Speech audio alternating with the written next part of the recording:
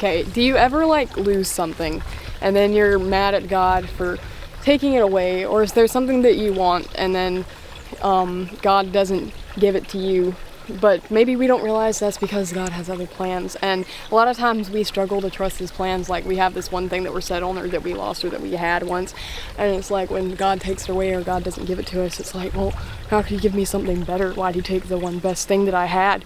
And he can't do better than that.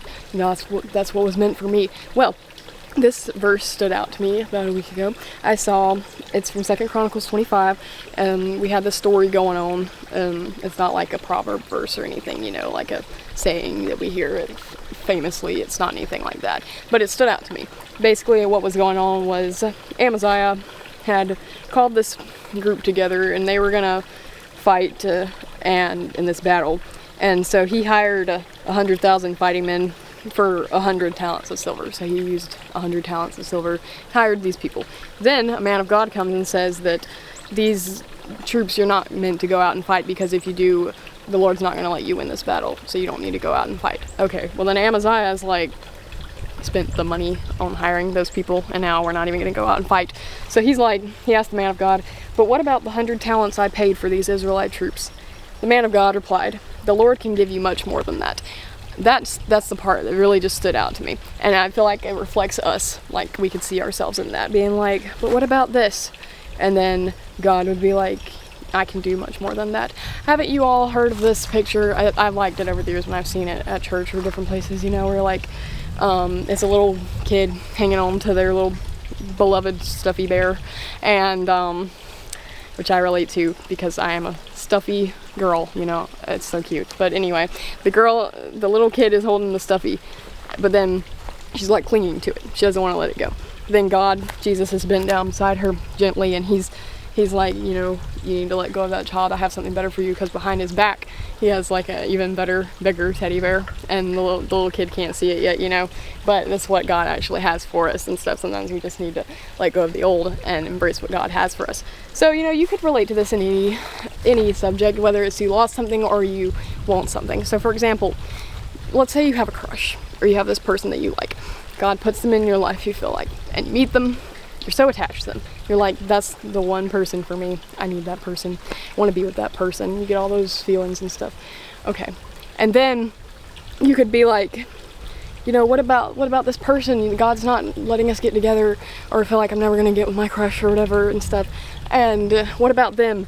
But then this verse can come in. The Lord can give you much more than that. Yeah, that person may be great, but imagine God can do so much more than that. If that person's great, think of the person that God actually has for you, and like, they're going to be so much better than that, and we can't even imagine it. Just like the teddy bear image, like, we don't want to let go of our little teddy bear that we love because he's cute and he's great and stuff, and we've had him for years. But then God's like, child, let it go. I have something better for you.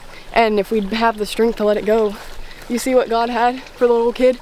The huge, fluffy, adorable teddy bear, and the kid would be just as attached to that bear, even more, and stuff. And it could be with anything, if we lose something that we once had and it's gone, then it's like, well, what about that? Now it's gone, and I had the best thing, and now, God, you took it from me and stuff. Well, God can do much more than that. You don't think he can replace it with something even better? I mean, he wouldn't just take something out of your life just to take it out and be like, I got the power and I took it from you. What you gonna do now? No, God does it for a reason. So if he takes it from you, it's for a reason, because he's like, he has something better. He can do so much more than what we think. We need to stop limiting God and to what our human qualities, what we think of that God is like, because God's plan is so much bigger than ours, and we can't imagine it. So in the moment, it might seem hard.